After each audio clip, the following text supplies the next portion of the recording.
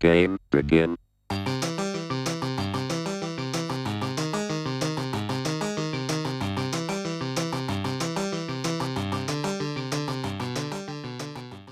Hello and welcome. We got another Lanny-less episode of Spike Colony. These are just better episodes, I think. What do you think, mystery guest? I mean, you can definitely have too much Lanny. When you have two Lannys in the same podcast, that's like probably one too many Lannys. So when you We have only one Lanny, that's a proper amount of Lanny. You know we what I'm had a saying? Lan and a Lanny once after the Oh, Sacred right. Torch. We had a That's Lan and a right. Lanny. We had a Lan and a Lanny and a Cam and a That's mouthful of fried chicken. I was dude, eating like fried chicken that two night. Lannys and a half. That's way too much Lanny. You know that? Yeah. It was a good episode. So Fran, one of the uh one of the topics people wanted me to talk about was how I'm wrong about Oathpauloosh. And I see even you have defected against Oathpauloosh for your most recent victory. Congratulations. Did you win this yesterday? Yes, this actually happened yesterday, and I recorded the whole thing, and I should be uploading it. It should be up on YouTube tomorrow. Oh man, I posted in Non Idiots this week. I'm like, when can we get the next Fran video? And then I was rewarded with a, do we have to call it playable dead guy ale? First of all, I that was like literally the deck that I was playing in standard and extended in like 2003 and 2005, years before Dead Guy Ale was even a twinkle in Chris Pakula's eye. I So know, like right? you're just playing the cards I liked, not the cards that are actually in Dead Guy Ale. Like I want to say Dark Ritual, Hypnotic Specter, No, Sinkhole, right? I'm Like I'm Chris I'm had playing Sinkhole. I'm playing good cards instead. I But yeah, so I've been pretty high on this black white control deck, and like this at this point, this is kind of a meme. And I was talking to Robin, and he was saying like, this is not exactly how I remember, but this is how the story goes. So I joined the format. This is like a year plus ago at this point, and I realized, this Dead Gale deck is playing good cards, but it's playing so many bad cards. So what if we cut the bad cards and we play good cards instead, and we actually fix the mana instead of playing Dark Ritual and Wastelands, which make the mana worse? So how do you fix the mana? You play more lands, and you play less lands that don't have for the colors that you need. And that's what I did. And I you want like remember posting just this on the Discord, and people were giving me so much shit about it. Um, Plains, yeah, Tainted Field, Dark Ritual. yeah. These E- ev- hands.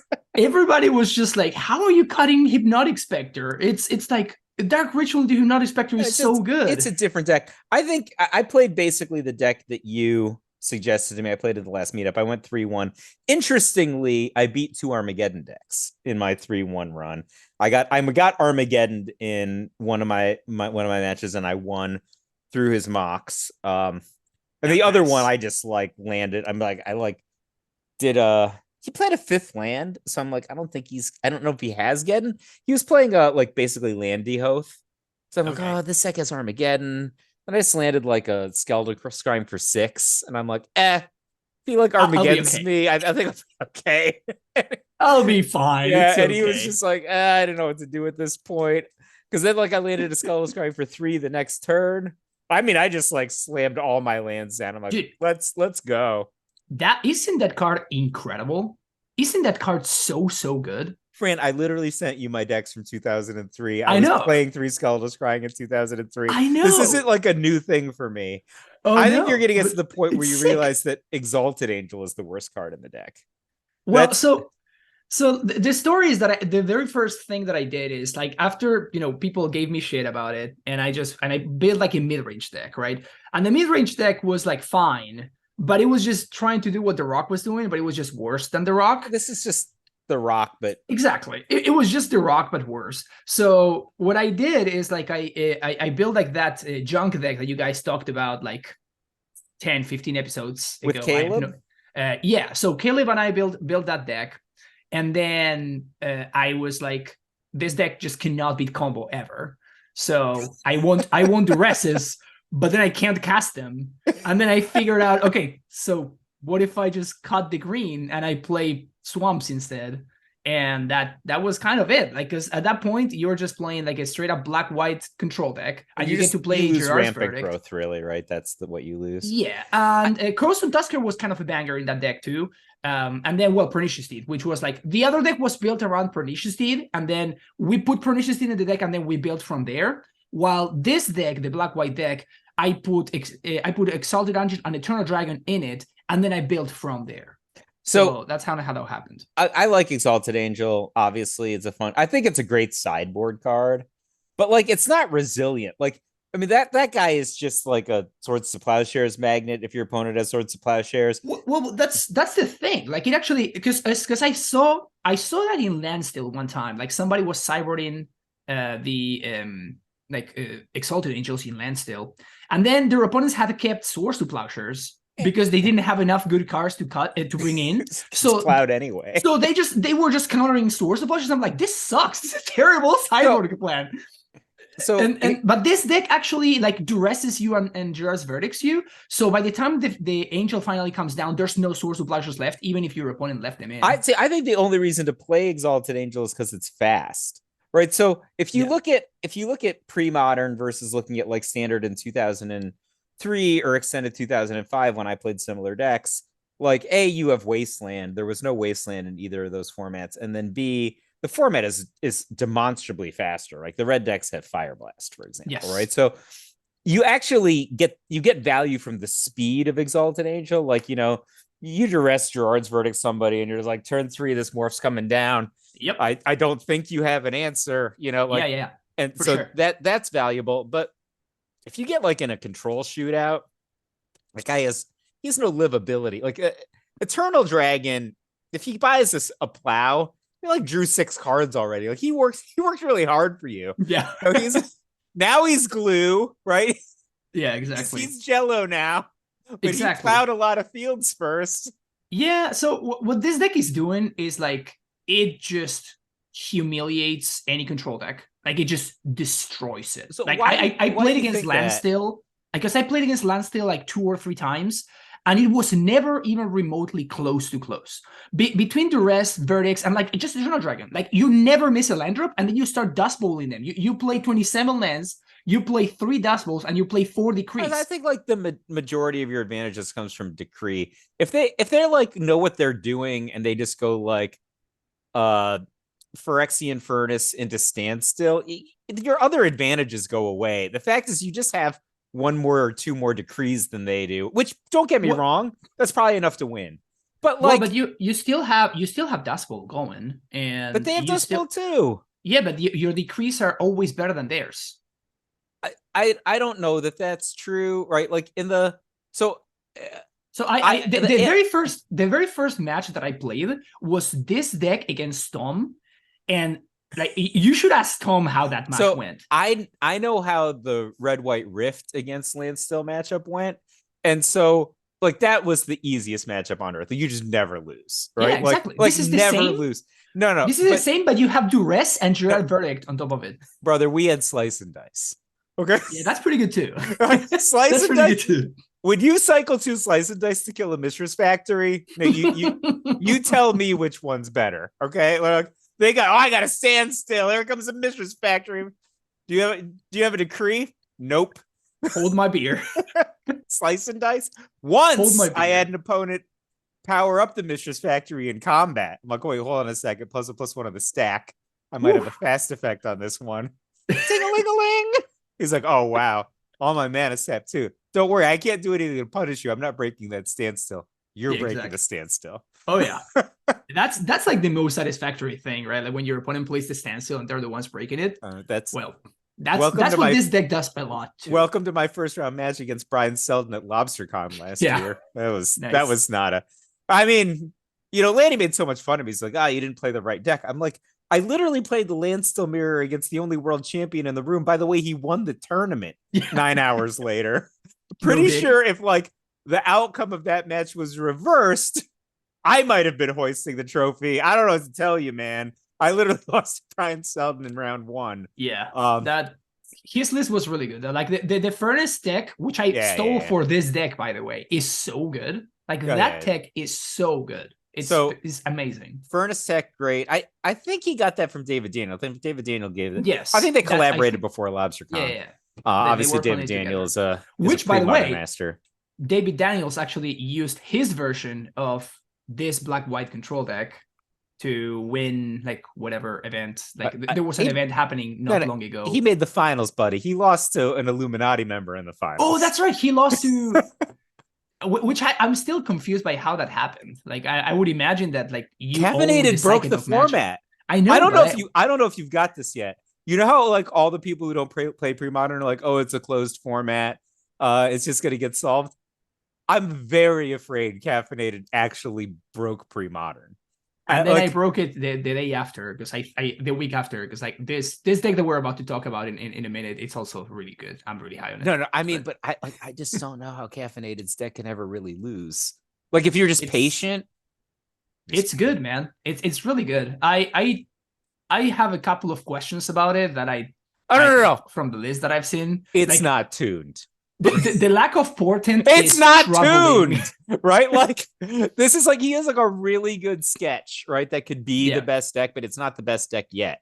But like the thing that I would say is, you remember when like before we ever first met in real life, and you're like blue white dreadnought, and I'm like mono blue dreadnought could take so many actions. So like all I ever did when I played mono blue dreadnought, I just combo killed my opponents on turn 2 every single time with Daze foil backup, because those are just the draws I would get, right? Like So I'm the like, pros do. yeah, what do I need with your meddling mage, right? So then Lanny taught me about like playing slowly and then like having cover spells and all this. So that's what caffeinated stack does, except for he has the duress setup gives him way more turn 2 kills.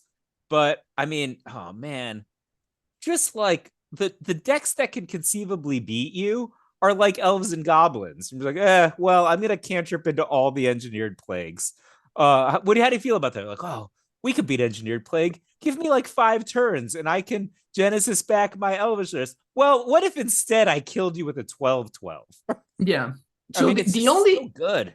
the only thing is like I think that blue white probably beats the blue black version. I don't know, Because man. I think they've got smother. yeah, but you have meddling Smother. mage. You just name smaller, and then you have four swords to plowshares to your opponents. I mean, swords to plowshares is better than smaller, right? Like we got that part right. Well, We know I that mean, part. Swords of Plowshares like undoes an attack from a dreadnought when damage is being done specifically in piles of 12. It actually kind of matters. I don't know. I think a lot of the games are going to be so fast because because of the ability to gain information and all the free counter spells. Like, I think that I'm just gonna slam a Psychotog on turn 3 with like, foil and days backup, and that's just gonna be game. Right, but Right? your Like, opponent also has like the blue white deck also has the same foil day setup. yeah, but Right. Psychotog is a trump. So like meddling mage, don't get me wrong. I know you're like how do I put this? You're right. Meddling Mage is the best. Okay, I'm not arguing that. Like Meddling Mage is the best. He's one out. However many creatures there are in pre-modern, he's probably the best. He's like no worse than the third best creature. He's probably the second best creature. I think. Like, he's not the best.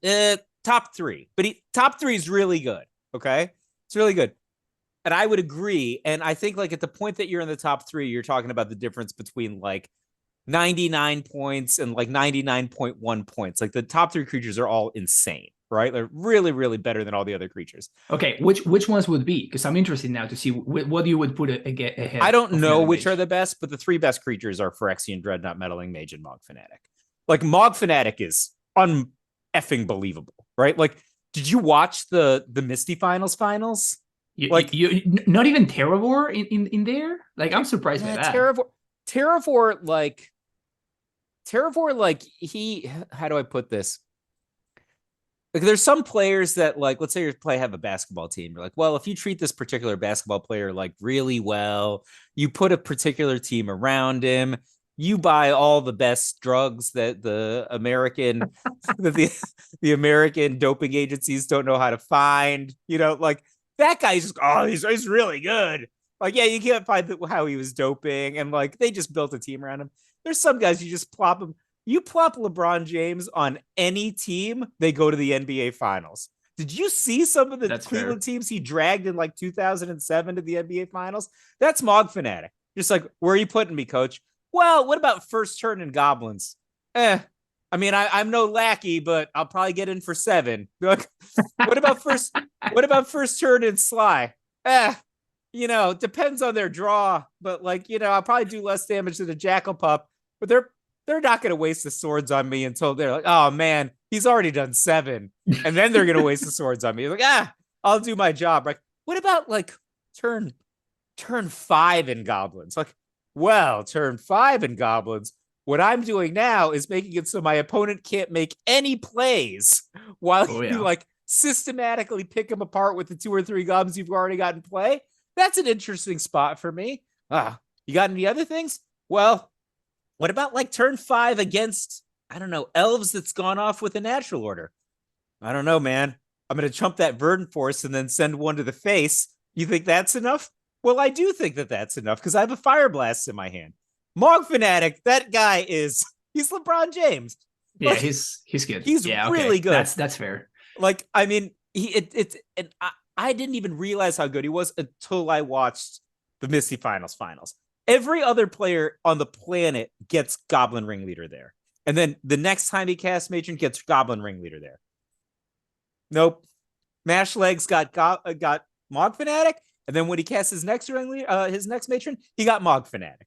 And he just attacked for 2.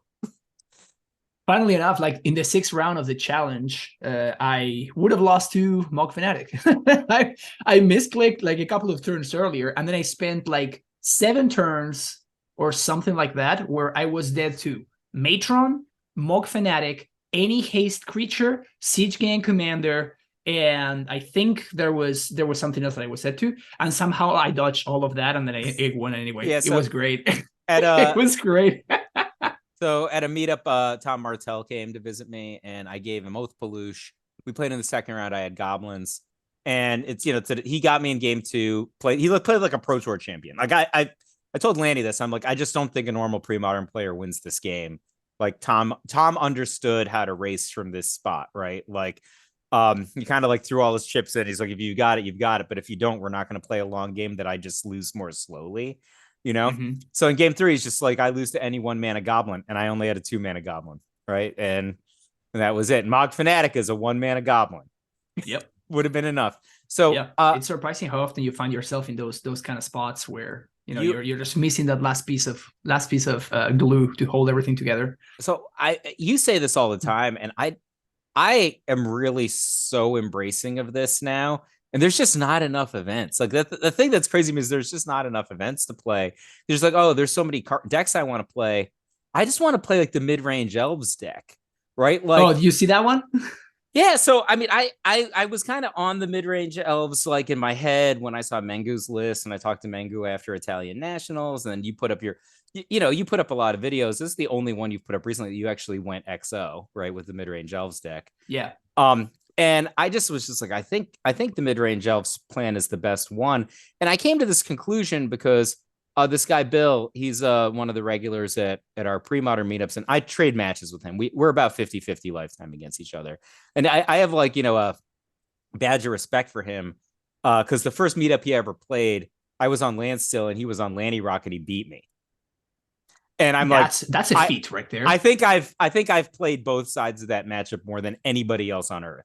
And I did not like losing. You know me. I do not like losing. And so it's cost me my 4-0, right? So I went 3-1 that night, And so, but he's legit. He legitimately were about 50-50 lifetime against each other. But we were playing. I was red. He was elves. He was conventional elves, just like like Tangle Wire elves, right? And I was red deck. Lava Dart sideboard. I beat him. And so the next meetup, he switches to natural order elves. And I'm like, why is it? Well, the last meetup, there were like 3 Sly decks, right? Just like, we just gotta go with the weapons that can potentially win. And I beat him at this other meetup when he was the natural order one. And he went off in game 1. He got the Verdant Force. And I just had 2 Mog Fanatics that jump blocked and went to the face. and I barely got there because I was trump blocking a 7/7. Yeah. Who by the way does not have trample. Yep. That's a And big so difference. and we talked about it after, and Landy and I talked about it. He's just like, I don't know if natural order is good enough. We tested a lot of sideboarded games against goblins, and you get off the natural order, you still lose, right? Yeah. So the thought process. So I think like low key the axis that makes it better against Sly in particular is that the natural order version just plays walls main deck. So I think that having access to Wall of Roots and Wall of Blossoms, that may make your Sly matchup better. But I honestly don't know if that's enough. I don't know what draw beats just like a Grim Lavamancer and Sulfuric Vortex. Back in the day, I used to side out Sulfuric Vortex because it, quote, doesn't affect the battlefield. But Lanny, don't tell him I told you this, because then he's going to have a big head. He's never listening to this podcast. He does. Anyway, there's no so way it's listening fine. to this, right? No way. But he taught me that like Sulfuric Vortex is one of the best cards in the matchup because it just like it frees you up to play year 2, right? So like a lot of the time you're like, oh man, do I burn? It's the Martin Berlin issue. We're just like, oh, do I burn this elf or do I hold this for the face? Just no. If you have Sulfuric Vortex in your deck, you can send every point of burn to their mana creatures, and then just the Vortex will take care of them. It just gives you a consistent clock. And if you kill all their creatures, they can't get anything threatening enough, that's going to get past your Lavamancer anyway, right? So that was just an unlock for me, and I've never lost the elves matchup since. And I was good against elves, but like it can go either way. I've won and lost from both sides in the past. But for sure. That's the unlock, man. 4 Grim Lavamancer, 4 Lava Dart, and Sulfuric Vortex. It's hard for elves, and they're going off with natural order and then still not winning. And so now I'm like, look, if I'm going to be an elves guy, I think I'm just 2 Massacres, 4 Deranged Hermits. Let's go. I was just natural ordering for Deranged Hermit anyway, right? Yeah. It's better than Verdant Force a lot of the time. Hermit was good when I tried that list. I tried it with 4 though, and 4 was one too many. But it was partly because of the cyber plan that I was also playing Call of the Herds in. So when you had Call of the Herd and Hermit, I was very often in a situation where I wanted to bring in Call of the Herd, but in order to do that, I kind of needed to cut a Hermit, because otherwise I had too many cards that were doing exactly the same thing, and I wanted to play the one that had the lower CMC, right? Because my opponent's game plan very often involves killing my creatures. So having a 3-drop that's good, except instead of a 5-drop that's good, was kind of a big difference. I know you want to play your Birchlore Rangers and stuff. I'm blow your mind. This is a little BK tech. He already has, like in all those natural orders and all those Tangle Wires we're not going to play anymore. You know what he plays? Emerald Charm. Yeah. I've been on to Emerald Charm for a while. I've been thinking about it. Actually, BK was the one that presented it to me, and I thought that it was kind of genius. What really sold me on it was the fact that it destroys Oath of Druids, which is kind of insane. Like I wasn't even aware of that. That's insane. But the untapping the priest is that's the unlock. I mean, you just go off a turn faster. Yeah, it's kind of great. The other one that I've seen people do was crop rotation. That's another one that I really want to try out to have access to more cradles. And then like Sylvan Library is huge. I'm definitely going to be talking a lot more about Sylvan Library once we get to Mangu played one, but he said it was not good. He said it's just dead.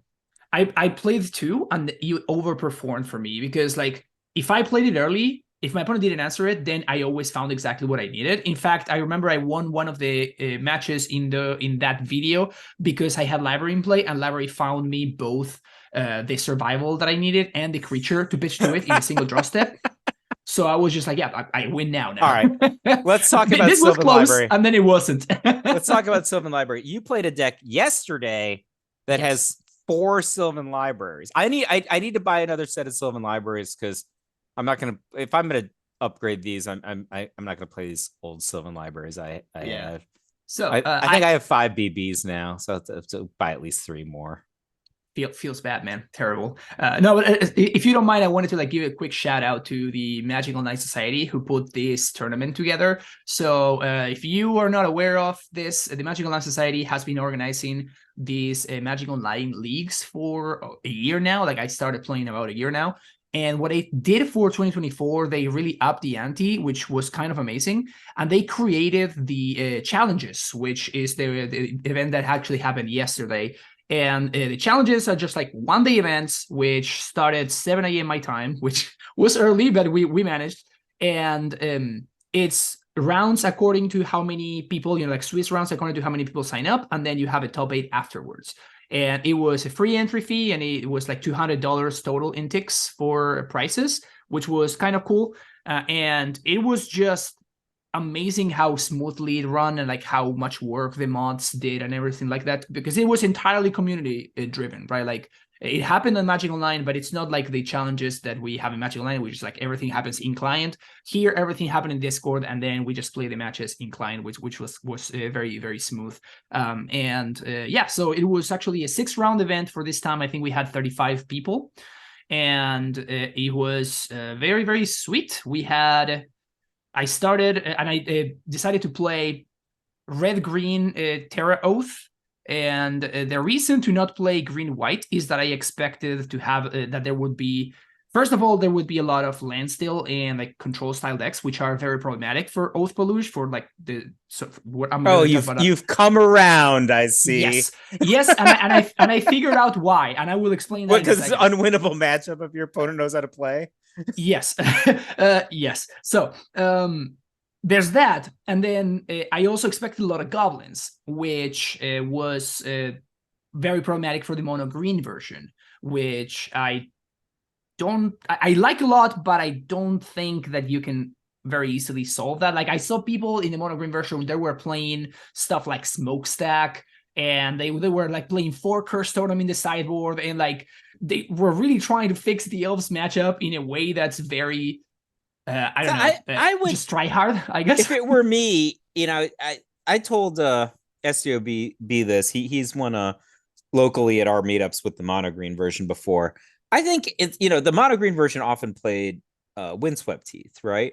Yes. And no plains. Windswept Heath, no plains. I think I play a mountain, play Wooded Foothills, and then sideboard Pyroclasm and Shard Phoenix. Take out my Terravores. And take out 4 Terravores for 2 Shard Phoenix, 2 Gaia's Blessing, add some Pyroclasm. I think that's a good solution to elves and goblins. Yes, I thought about that after I heard you mention it in this very podcast, and I was like, oh, that's very interesting. But the problem is that the reason why you lose those matchups is because both elves and goblins, they can get around your oath and make it not lethal. So if you go in, they all have naturalizes. Exactly. And, they always have access to Tranquil Domain on naturalize, and you have no ways to interact with that. So if you go the Shard Phoenix route, you are 100% relying on your opponent triggering your oath, which is very awkward. Also, you have no way, like if you happen to draw your Phoenix, you are really fucked. You can cast it? You got a mountain, brother? How are you ever making it to 5 mana? I don't know. That's this is just all in my head. I don't. What do I know? I know in your head. I've only ever played Oathpauloosh once in my life, and I top 4'd $1,000 tournament and complained the whole day. Oh yes, you were complaining to me, this brother. This deck is so bad. I hate you, Fran. Why did you make me play this stupid deck, lady? Oh yeah, chopping the top 4. Exactly. Yeah. Exactly. So there were 2 slide decks in the top 4, Fran. I know you dodged like a champ. I think that the only exception to the no splits policy is exactly the fact the 2 slide players in the top 4. That's a little asterisk showing up in the policy.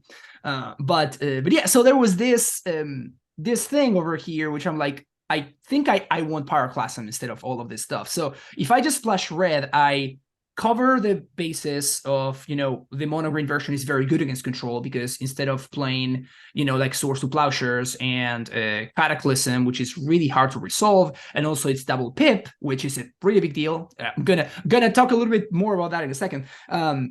Instead of that, you're playing just like Thermokarst and Stone Rains, which is so much better in that matchup. So I studied this deck list, right? So after you did well, first of all, it seems to me like you took a deck that already had, I'm going to say like 1 billion lands, and added even more lands, but you That's cut my a signature. mox. You cut a mox. That's my signature right there. Yeah. So you anti-landed, you cut a mox, added even more lands, 29 lands. Yep. Wow, Yep. Jeepers Creepers on this.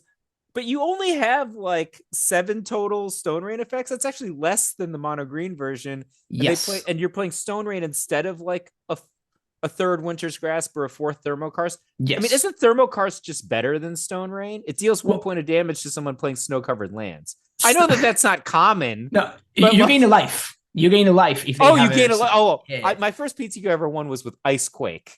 So I ice quaked some people. All right, yeah, but still, that is better than Stone Rain, isn't it? Also, Stone Rain could be blue blasted. So the idea here was I seen decks try to do this, but they were playing like pillages and stuff.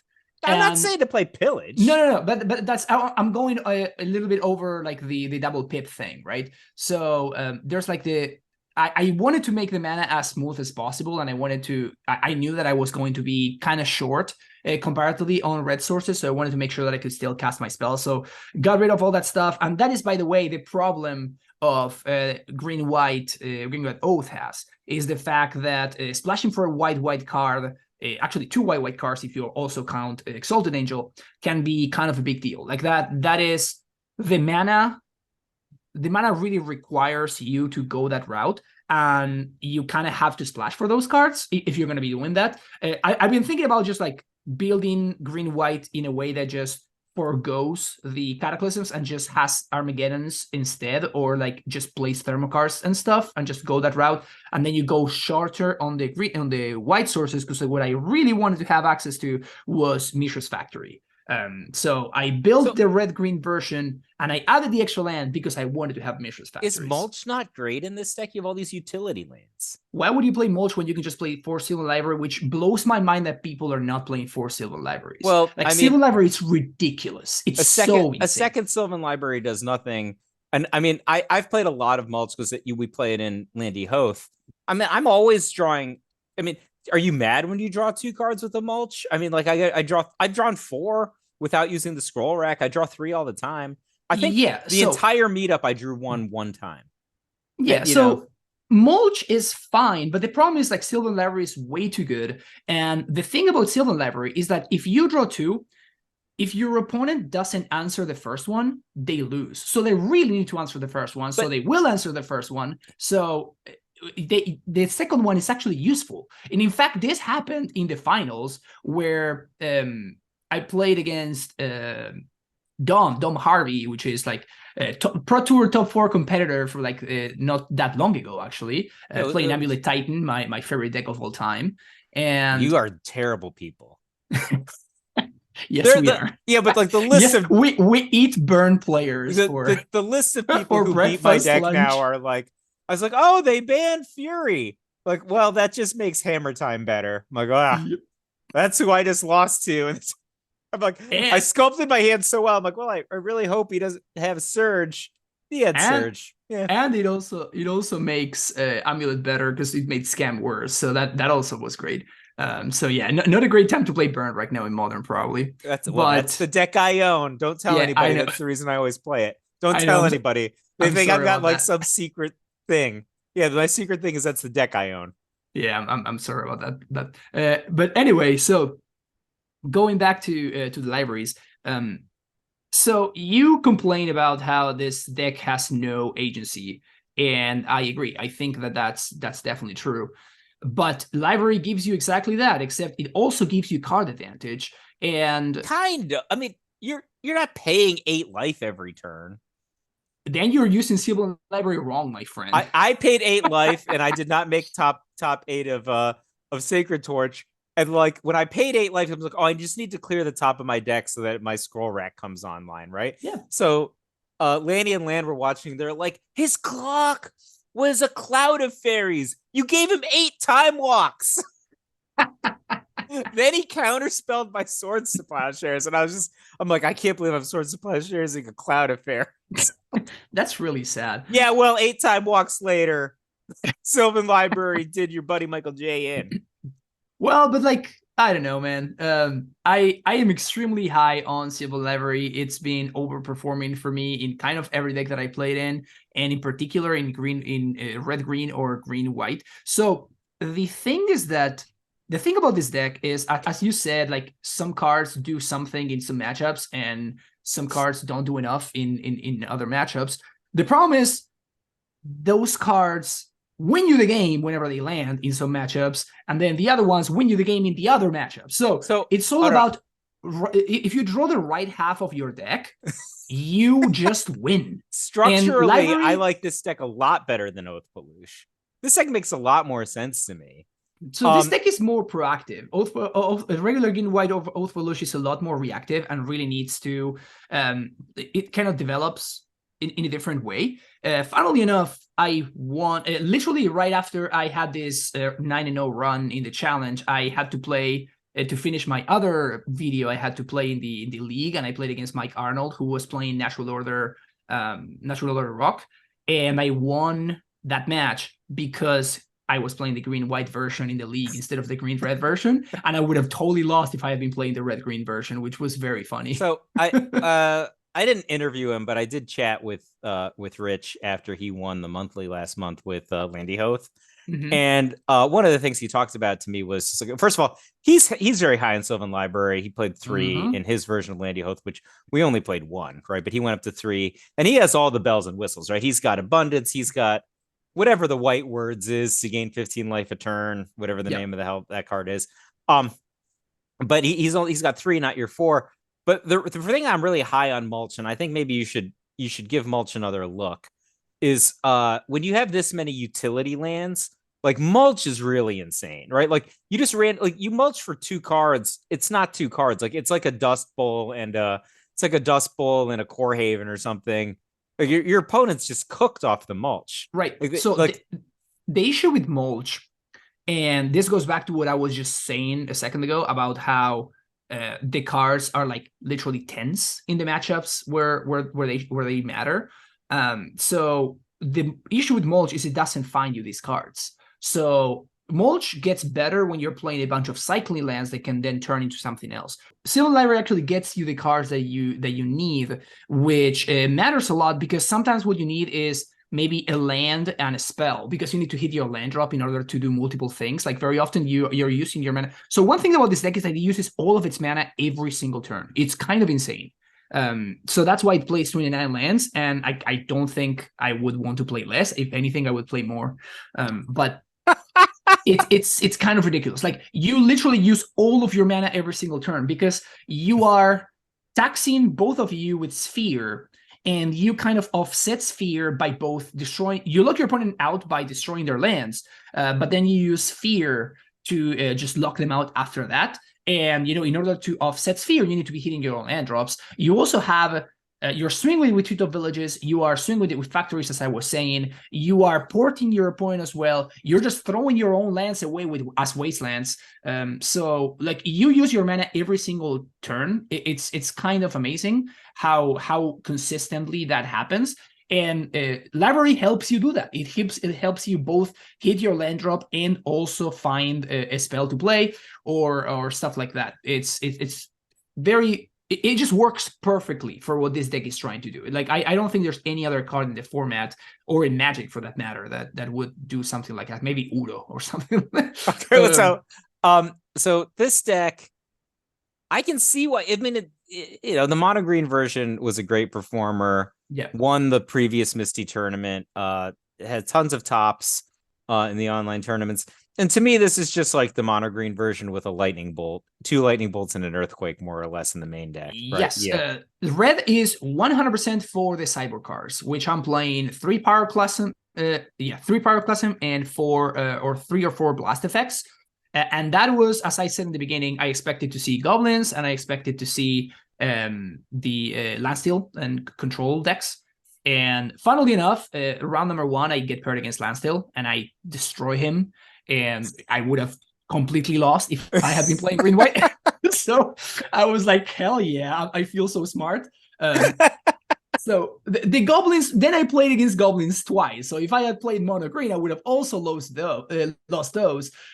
So let's just say everything was coming up Millhouse in during this event. So is this like, this was like a great deck to win the first challenge, or this is just a great deck? Like those are two questions. I got an event this week, and I got to tell you, first of all, thanks for everything about this deck. It's on my short list. I got to go to the boxes. But the deck I really want to play, speaking of the mono green deck, for Mr. Mono Green to switch to mono white stacks, tell me this deck is real. It's so beautiful, but I just don't know if it's real. The mono white deck? Yeah. It's gorgeous, isn't it? I don't but is have it real. I don't know if it is. Honestly, I think it may be, because it is kind of doing something very similar to what I was doing with the black-white control deck. Like, it's kind of doing a similar thing. Yeah, but like it's way more beautiful.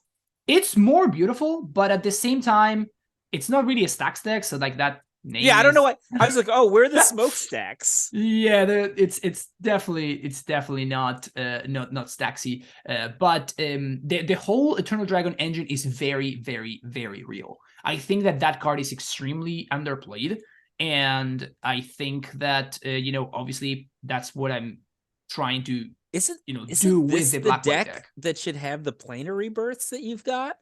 Like, if any deck has the planar, it's this one. 14 basic planes, Exalted Angel, Eternal Dragon combo, and then you could just Dust Bowl these planes. Yeah, well, that's what I was thinking. That's why I was playing Planet Birth in my black-white deck, because I am playing 18 basics. I'm playing 9 planes and 9 swamps. Yeah, but he's got like Dynamo, Marble Nut.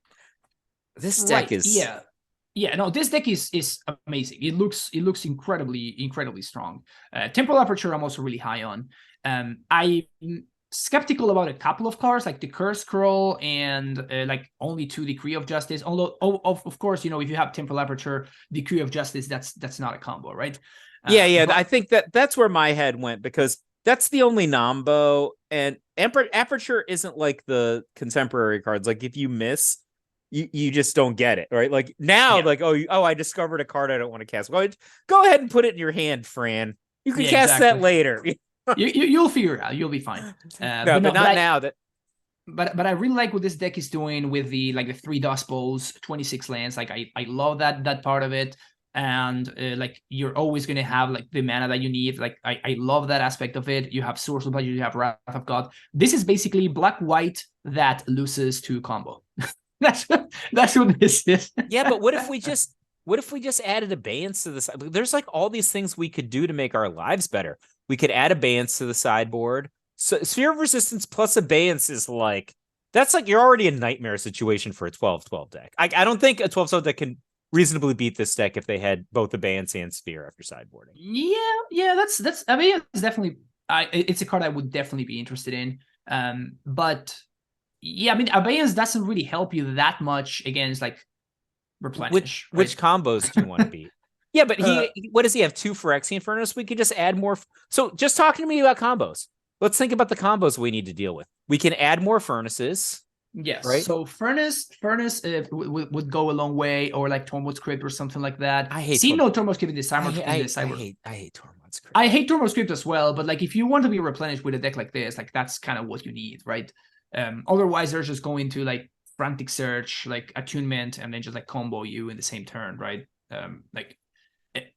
Replenish can beat a Furnace. Like, we know that. You have beaten Furnaces, Mike, with Replenish. I've beaten land still. I mean, I'm not scared of anybody, right? Like, I'm scared of Tom Metelsky. That's what I'm scared of. That's a good person. I'm not scared of Dex. I was really scared of Tom in the semifinals, and somehow like I had my little Oath just soloing his Psychodogs, and I'm just like, damn, this is great. But this deck is a bad. Is this just yet another deck that will never beat Enchantress? If you tell me it's yet another deck that will never beat Enchantress, I can move on 100%. This can never beat Enchantress. Never in a million years. Ah, man. Yeah, I play Cam Fulton every event, right? Like, yeah, you should not. He cost me my 4-0 last week. You know which deck beats Enchantress though? Red Green Oath. Red Green Oathpauloosh. Oh yeah, dude, you start blowing up all of their lands. It's awesome. They can't do shit if they don't have lands. Wait, so but I'm just like earthquaking for 1, right? Like that's my big play. Oh yeah.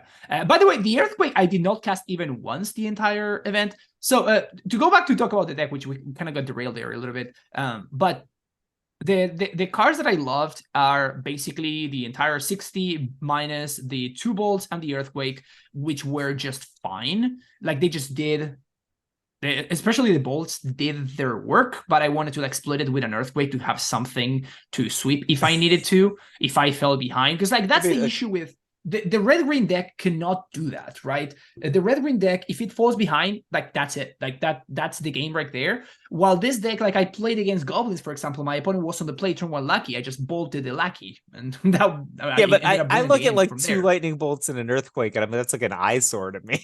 No, for sure. But you have the chance to draw those cards, right? Yeah. And then post board, you have those plus the 3 classums. You also have Call of the Herd. So like you actually have some catch-up mechanisms against which the mono green version does not have. And like the green-white version has Cataclysm. Like Cataclysm is like the best catch-up mechanism in the entire format.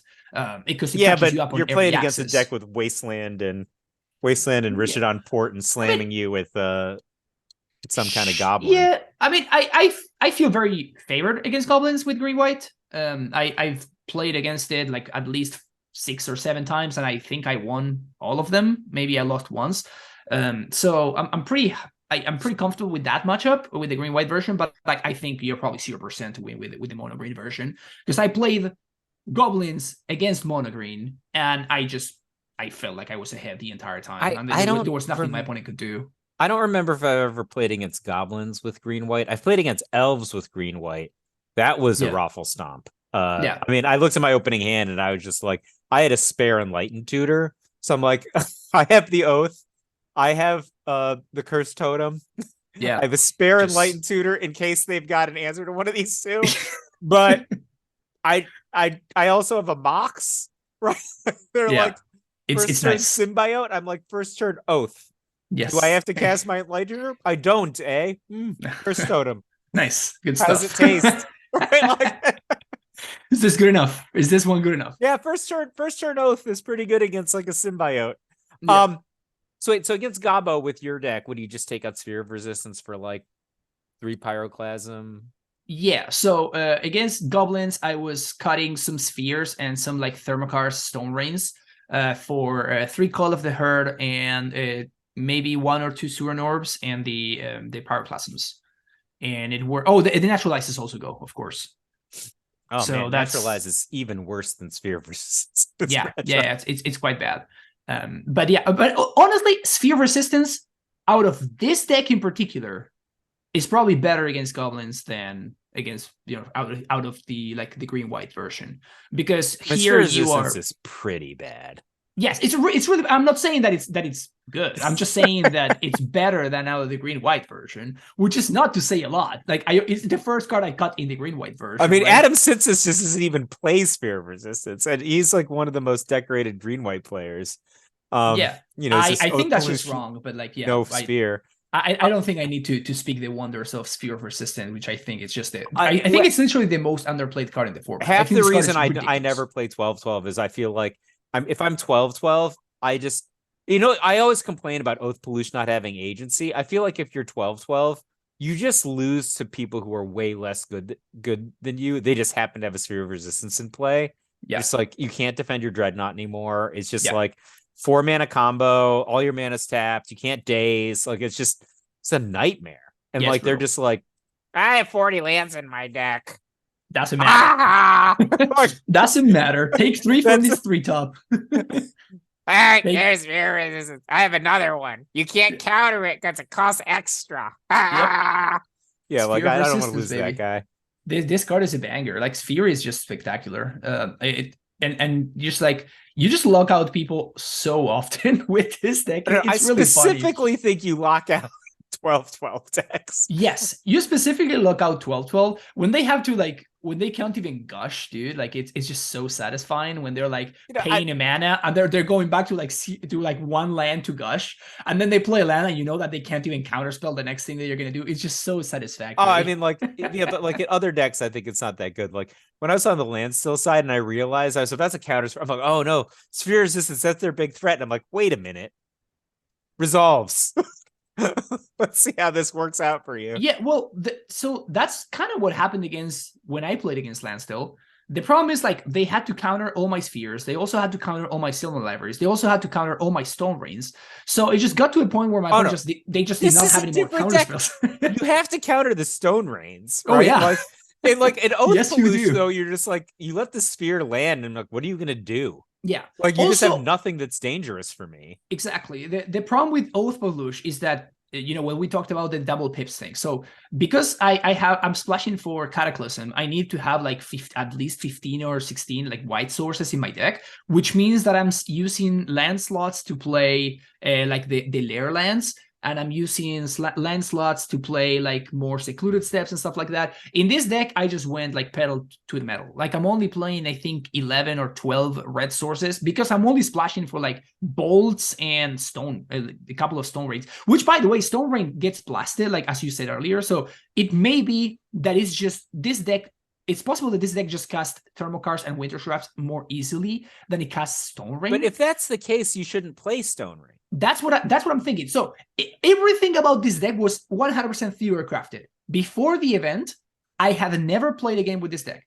I just knew which decks I wanted to. I knew I was going to play against, which was control decks, including Landstill and Goblins. And I was like, I think green-white sucks against them. I think mono-green sucks against goblins. And I think if I build this red-green deck somewhat correctly, I can be good against both of those decks. How do you think this deck is against Sly? I have not tried it, and I think it's probably bad. Okay. How do you think it is against like Fincula, like Esper Wizards or whatever you call it? Well, I played against Blue-White Flippy in the quarterfinals, and I destroyed my I'm not talking Blue-White Flippy. I mean, meddling mages, shadow mage infiltrators, factor fiction. Yes. Kind of. So you're talking about like Blue-White Flippy, but with worse mana, which seems like a feast for this deck. No, but really powerful wizards, right? Like you don't have like if somebody lands a shadow mage infiltrator for sake of argument, it's kind of not going anywhere, right? You have two lightning bolts. Dude. Yeah, you have lightning bolts, you have earthquake, and then you just play a Terrabor. Dude, those decks have swords to plowshares, Fran. Yeah, but you also, I mean, dude, you're talking about like they need to answer your factories. They need to answer your Terrabors. They need to answer your bolts. It's just so many cards. It just get to it. But they also need to cast the Shadow Mage Infiltrator in the first place, right? They need to cast it through like the spheres and ports and wastelands. And the same on top of that, that deck not only has bad mana, but it also never plays enough lands. So it's like I would love to play against like I'm just thinking so every round. The meetup I'm playing on Thursday, I'm guessing there's going to be elves, Fincula, Enchantress, elves, Fincula, Enchantress. There's 8 signups already. I don't know who all signed up, but those 3 for sure. Yes, I would love the matchup with this deck. Yes, elves, Fincula, and Enchantress. You like all 3 of those matchups? Yes, elves is a question mark because your LD does not quite do as much work against elves. That's where your spheres and your oath is doing the work. I've played elves with the green-white version, and I like the matchup. I thought it was pretty good. So green-white is much better against elves than this. You also have Cataclysm. Like what's well, you have 4 swords versus 2 bolts. That's different. Yeah, but you have Pyroclasm. But like Cataclysm is the big one. Like Cataclysm against elves is actually very, very good. Oh man, do I have to leave it naturalize? I hate naturalize. Yeah, it sucks. I mean, I need it. I mean, what you can do is you can just play Furnace instead, right? If you have Furnace, then you don't really need the naturalizes. But this list only has 1 Furnace though, so like good luck drawing it, I guess. So So elves doesn't beat you if they're only drawing if they're still drawing one spell a turn. Like they can't really beat you. But if they're drawing like 2 cards a turn, that's when they beat you. Especially with the sphere, right? Like they can't just start like messing around with like symbiote plus like bounce the acolyte when everything costs them 1 more mana. What's our sideboard plan against elves? I Do you would take out the Stone Rain stuff? They have like I would they have definitely the cut Stone Rains, yes, and I would bring in Furnace, Curse Totem, and the 3 Pyroclasms. 3, 4, I would 5. maybe leave in like 1 or 2 Stone Rains. You don't have a choice, man. Like, yeah. well, I was thinking Call of the Herd's got to be better than Stone Rain. No, because you want to trigger Oath. Like Oath is your main game plan, right? I feel like they have infinite this, ways of fighting an Oath. Yeah, but they have to have it, and they also have to fight your Curse Totem, and like they also have to fight through your Pyroclasm. So there's stuff like I have not played the elves matchup, but I would feel much more comfortable if I were playing green white. That much I can tell you for sure. I think like we'd have to map the that's really interesting because like Cataclysm, which is like kind of has like the Stone Rain Thermokarst kind of slot in that deck is quite good, and the Stone Rain Thermokarst are kind of pretty weak. By comparison, I think if we're gonna map, I think Sphere of Resistance is probably worse for us than it is for them. All their stuff costs elves? 1. Yeah, like well, but that's kind of the point though. Like if all of the stuff called 1, so when you make all of that stuff cost 2, that's literally twice as much. Yeah, so but instead of playing 2 spells in 1 turn, they're only playing 1, which is a big deal because their spells are not as good as yours. Well, but once they get to the point where they're like their deck just starts to hum, like 1 additional tax on any given card is just right. irrelevant. But what deck beats the elves deck once their deck starts to hum? Like Red. There's literally nothing in the format that does that. Red, goblins. Sure, but like both of those decks beat elves after they've gone off. No, you're talking about after the deck starts to hum. That when they're tapping Priest of Titania for like 4 mana or 5 mana, Sly does not beat that. We saw that in like the when Martin Berlin played against Pablo in the European Nationals, right? So you're saying like once the engine's going, yes, yeah. So no deck beats elves. Period. But you have to. I mean, I guess like Angry Hermit or like something like that. No, after the engine is online. Yeah. Like if you're playing against a master, they kill you once the engine is online, right? Yeah, like, I mean that's they're like Tribal Force Mage or whatever, and you're toast. All it kills you, no matter what. Oh yeah, I mean that we know. I'm always just amused at people who think they know how to operate the elves deck. I'm like, first of all, you did like 30 damage. I'm good enough to have done 300 damage this turn. Neither of us are good because Ole would have won last turn. Yeah, exactly. Your 30 damage I'm not impressed with. I could have done 300. We both suck. Yeah, exactly. That is whenever I play elves, that's exactly how I feel. It's just like, yeah, Ole would have won 2 turns ago. Literally. But I still won, so it's playing fine. A turn that shouldn't exist. Oh yeah, 100%. But yeah, no, I think I'm really high on this deck. I think it still needs some work. Like as I'm saying, maybe you should not even be playing the Earthquake in the first place. Maybe Earthquake is just sick and I just didn't draw it. I don't know. I think I have a beta though, so I have to go back. When was the last time it was like important to play an Earthquake? I think I have a beta. I'd have to. Okay. No, yeah, so I don't know. That's Pauloosh. More justification than I need. Yes, you the Oath and the Pauloosh and the. So you specifically play the Earthquake. I don't know. I think I have one, but I have to go dig because it hasn't come up that I've had to play an Earthquake recently. Of course. But I think there is. So what I do think you want is 4 libraries. Like that part it's written in stone for me. It's spectacular, and I wouldn't play any less. I also think that 4 Mox Diamond is too many. I don't know if 3 is the number. I don't know if 2 is the number. What about 1? That's what we play in. Yeah, that 1 feels like it's either 2 or 3. 1 feels like at that point just play 0, and like we saw what happened. So 1 is good when you're playing with and against Cataclysm. So yeah, but so what Mox does is it turns. You know how I said that you use your mana every single turn? That really matters because Mox Diamond turns your ETB tapped lands into untapped lands if you need them to be, and that can be a really big deal. That could be a really, really big deal. Also, you need Mox Diamond. Funnily enough, you need it for the fixing. Because if you don't play Mox Diamond, you need to play like City of Brass or like some other like bad I card. hate Like City of Brass. yeah, me too. Me too. Especially in a deck like this, which I'm telling you, taps its entire mana every single turn. And every time you tap City of Brass, every 4 taps, that's one less card that you're drawing from Sealer Library. And I don't like that. I'm not a fan of. There's not no drawing way cards I'm with tapping all library. my land every turn. I played Oathpauloosh and I just drew 5 lands in a row a lot. So there's no way I'm tapping on my land every turn. Because you were not playing 4 libraries. I played whatever freaking list you put in front of me. Yes, but that list was like a month ago. Like a month ago is a long time, Mike. Whatever list you put in front of me, that's what I played. So Mike, whoever's getting the blame is you. Whoever's getting the credit is me for my brilliant play. Mike, this moves quickly, okay? Like the 4 Premodern, library the text, fastest moving format. dude. Like you say it jokingly, but like look at the format today and look at the format 2 weeks ago.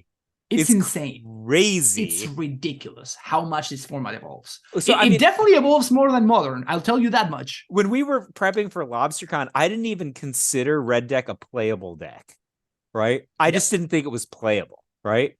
And now I think no it's copies, just no copies in the top 8 or anything like that. Now I think it's just straight up like one of the 3 best decks, right? Like, I mean, we figured out how to beat 12-12. But like when you're just like 12-12 and Parfait, and Parfait's got like, I always have Ivory Tower, and I always have Parfait was a big deal. You know, land tax, fueling my Ivory Tower, and I have Zurin Orb, like that was a rough time to be a red deck, and like your red still loses to 12-12 in game 1 the majority of the time. But I just Lady and I were arguing about this at the volleyball meetup. I think it's just one of the 3 best decks.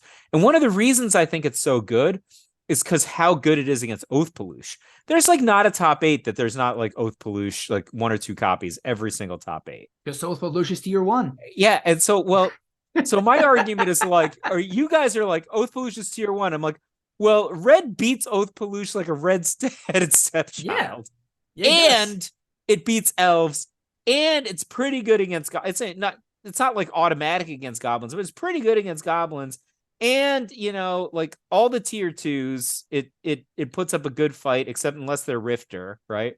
Yeah. Red is very good. Red is very, very good. I agree with that. So I still think like blue white Pollutionaut or whatever, Argentnaut is the best deck, but none of us ever play it, right? Like, why would I play the best deck? Just give it to Itai. It's really funny because like I was not playing in the for a while there. I was just like trying out different decks and I was doing poorly in the leagues, and I stopped qualifying for the playoffs because it actually got competitive and like it actually got hard to qualify for the playoffs. And then I said, yeah, okay, I have to stop. I just have to stop messing around. I have to play a real deck, and I played league with blue white. And I qualified immediately. I'm like, okay, cool. Got it. Still got it. It's not gone. Yeah, but I mean, like one of the reasons I like red so much is like Binary Soloist, who's like brand new to the format, just keeps 5-0ing. And he's a capable player, right? He's an experienced burn player from other formats. But I'm just like, look, he doesn't have like the $1,000 collection, right? Like, like the joke is like, I literally can make every deck. Like, I could literally field 2 elves decks. Right? Some of my Findhorn elves will be new border, but gross. But yeah, so you can't field 2 elves decks. I could technically field 2 elves decks. I could almost field 3 elves decks, but I actually, I guess I have 10 Gaia's Cradles and 2 foil Gaia's Cradles. Yeah, I could field 3 elves decks. Well, there you go. So there you go. But like, a lot of new players can't field any elves decks, right? So they're like, all right, well, red is a relatively affordable deck for you to play. But the fact that it's so competitive it's like a big deal to me. Like anybody who just owns the dual lands to play, modern or whatever. Yeah. The rest of the deck is like not even $100 probably. I was actually thinking about that, the black-white control deck that we were talking about. And I realized yesterday that it's extremely cheap. You can buy it entirely in new border. I think Dust That Bowl is not gross. okay. First of all, gross. But like Dust Bowl is literally the only expensive card in the entire deck. Well, no, I think it's the only card that's not a new border. Yeah, so you can buy the whole thing in Magic Online for like less than $40 or something like that. It's really cheap. The Dust Bowl is literally the only expensive card in the entire deck. It's very How much funny. does Dust Bowl cost? In paper it costs like 15 or $20 or something like that. Oh, that's not even that expensive. There's not like 100 Dust Bowls in the deck. No, right? No. So that's literally the most expensive card in the entire deck because it's just playing a bunch of commons and uncommons.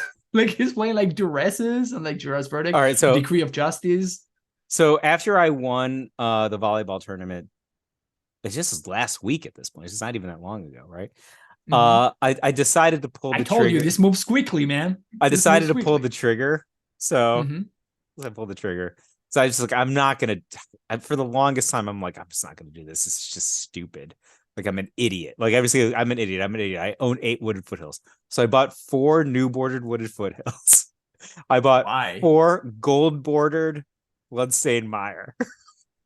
And you built another red deck? Yeah, all entirely in garbage border. So if it's not a new border card, it's a gold border card. But here's the thing. I bought World Championship sideboard gold bordered curse scrolls from the Brian Hacker deck. And I'm really good friends with Brian Hacker. So I'm going to have him sign the Brian Hacker. Nice. He moved to New York, so we hang out here, right? It's super weird, right? Like Patrick Sullivan was telling me like, oh, when I was a kid, I just dreamed of hanging out with Jamie Park and Brian Hacker. And I'm like, I literally walked past Jamie Park walking his dog the other day. And like, I just literally hang out with Brian Hacker every week now, right? So I'm gonna have Hacker sign. He's in Paris though, so texted me yesterday. He's like, I can't now. I'm in Paris, and he sent me a picture of a party he was at. So he's like, Team Dickhead lives. So I'm gonna have Hacker sign the Hacker Curse Scrolls. That's gonna be the lark. But yeah, I mean, good, I got the ridiculous looking Red Blasts and Pyroblasts, and then there's no new bordered Overload, but I shouldn't have played Overload anyway. And let me tell you, they've got foil etched Mog salvages. That's right. Yeah. Oh my god. Oh man, this deck. Have you seen They also have new frame Mog salvages. Have you seen the pup?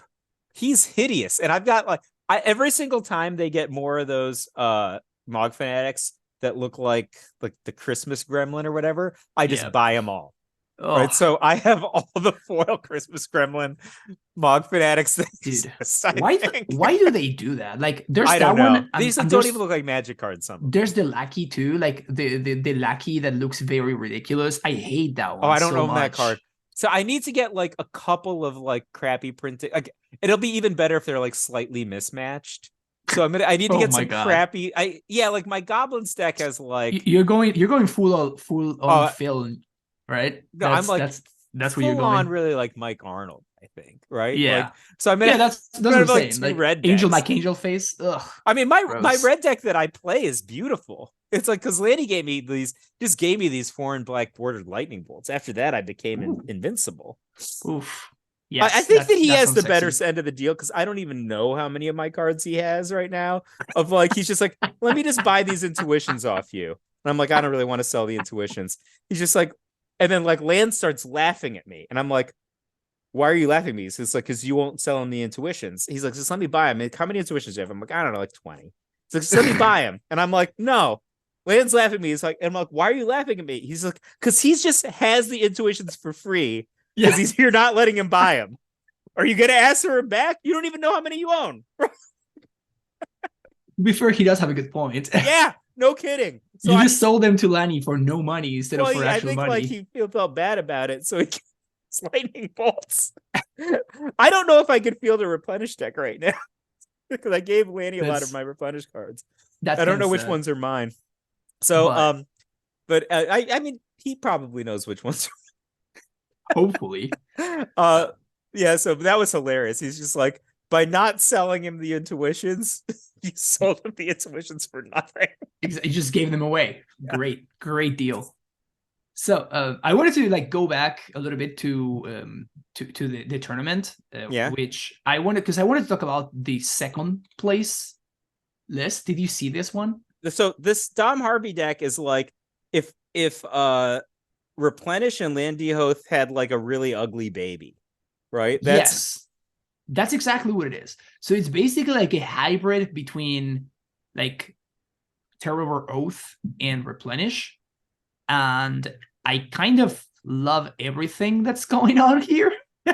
How can you not like the double white pips in your 28 land for Mox Diamond green white deck, but you can like the double blue pips in this 24 land 2 Mox Diamond deck? Well, because when he's you say playing everything, you're including something like that. Well, but this deck is playing 23 colored sources, right? Like while I'm playing 29 lands, right? But like 12 of those are actually just colorless lands. So they don't really tap for mana.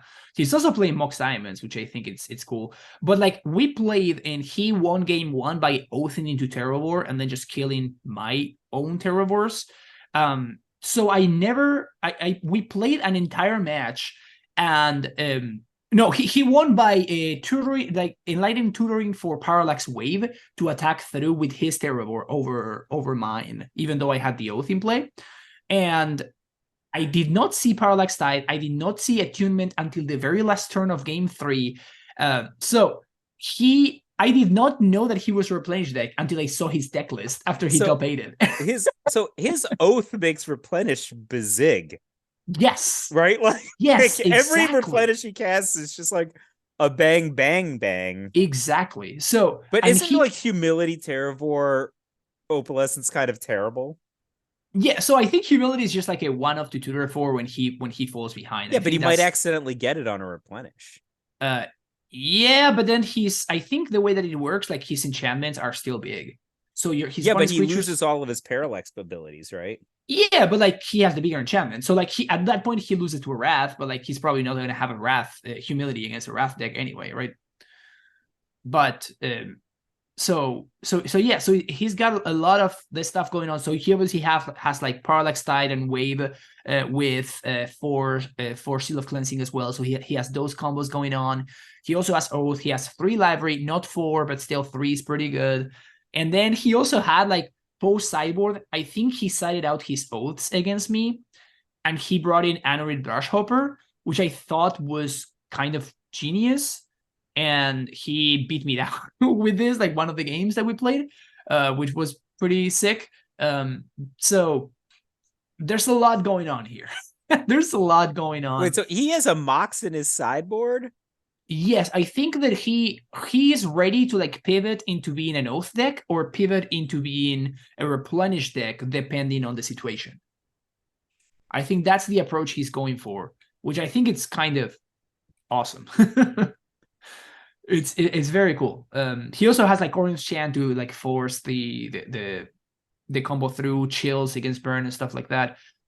Very interesting looking deck, and this is just straight up brew. Like we were talking about how quickly Premodern moves, and then this deck, entirely new concept, just like takes second in a 35, 36 person event. It's kind of awesome. How would I fight this deck? I guess Price or Progress. He doesn't have Circle Red anything, right? He has 2 chills. Yes. I would imagine this deck cannot beat Burn. And he probably needs to go full on Replenish at that point. I mean, he still needs to be fast. When I played the Replenish Red match a ton of times at LobsterCon last year. I won every time, including against the then, this is the pre-binary soloist days, so Aaron Dix was still considered a good red player back then. And nice. I beat him in the top 8 at LobsterCon. Nice. But when I was Replenish against Tom Metelsky in PSS4, he handily defeated me. So I'm thinking makes sense.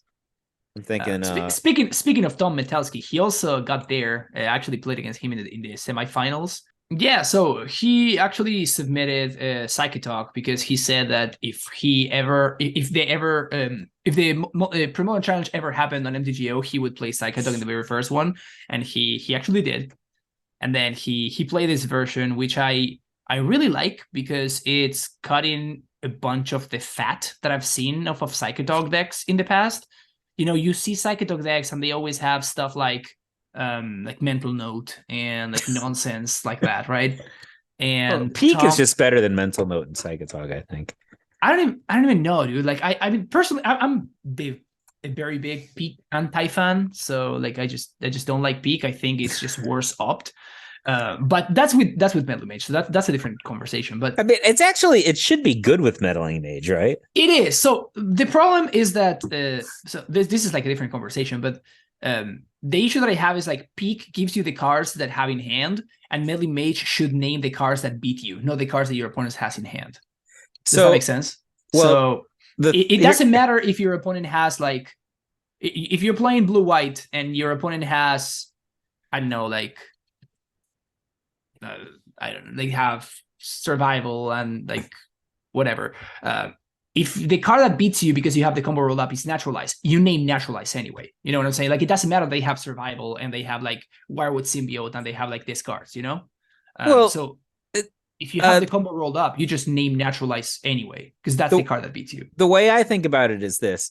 Um, Antoine Ruel won Pro Tour Los Angeles with Psychozog, right? Mm-hmm. Then in the PTQ season that followed, Richard Feldman won one of the early PTQs, played basically Ruel's Psychotog Black Blue deck, added one Maloku, the Clouded Mirror, so he had like a fifth threat. But I think in place of the Wonder, which made a lot of sense to me. But then his big innovation was he cut Mental Note for Peak. And I liked it so much for two reasons. One of them is your deck has a very narrow number of threats. And so, like, sometimes you mental notice Psychotog, and the opponent having to beat 3 total Psychotogs in your 60 versus having to beat 4 might be a big deal, right? Mm-hmm. And then, second of all, if you just peek to see if they have the removal spell, right? Like, so, like, this is not a meddling mage deck, right? So you're just like, you 100%, peek, yeah. you're like, oh, they don't have the removal spell, play the Psychotog, right? If they have the removal spell, you know, play to, get your duress or, your upheaval or whatever your setup spell is, rather than risking the Psychotog. But you could just, it's like, oh, well, coast is clear, let's rock and roll. And, Right, but what I'm saying is like your opponent can still draw the removal spell. You know what I'm saying? So like yeah, you but can think that it's you give clear, them you like tap one out. turn. Right, but like but that's what I'm saying. So maybe if you instead of they don't have it and they drew it and they top deck, they got so lucky. Instead of doing that, you don't know their hand and you play it slow and you don't overextend or you don't play into it because you don't know if they have it. In fact, it may lead you into making a worse play In the because you think the coast is clear when in reality, like your in opponent can the always stop deck what they're in the missing, right? finals of the $1,000 tournament I won, my Mm-hmm. opponent has 2 cards in hand, right? So he played a first turn Hidden Gibbons in game 2, right? So all I did was attack with my Grim Lavamancer for like 3 or 4 turns because like Nice. all my rest of my cards are instants, right? So it's a Bird of Paradise. I don't even have any cards in my graveyard to kill the Nice. Bird of Paradise. I'm just swinging with Grim Lavamancer, right? So he has a survival. He's down to 2 cards though, right? He's only had 2 cards in hand. He's got lands in play, a bird, and survival, and this Hidden Gibbons that's in enchantment mode, right?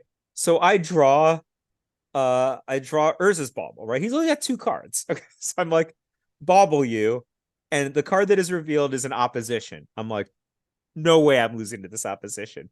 I count up all my lands, I count my hand, look at my Grim Lavamancer. I'm like, I have exactly 20.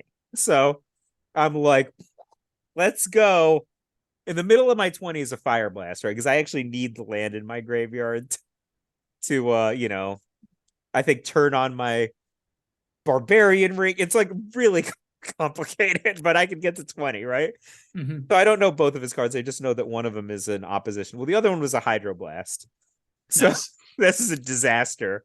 Now I've lost 3 cards, turned on his Hidden Gibbons. On his turn, he draws into a creature, gets a Get squeak, survival going. Yeah. well, then gets a Spike Feeder, right? So I'm like, Oh. I'm like, is this gonna go to 3? I'm like, Wow. no. And so Lil Grim, he did some work. But Wow. my opponent, I think, was just a little unfamiliar with playing against Grim Lavamancer.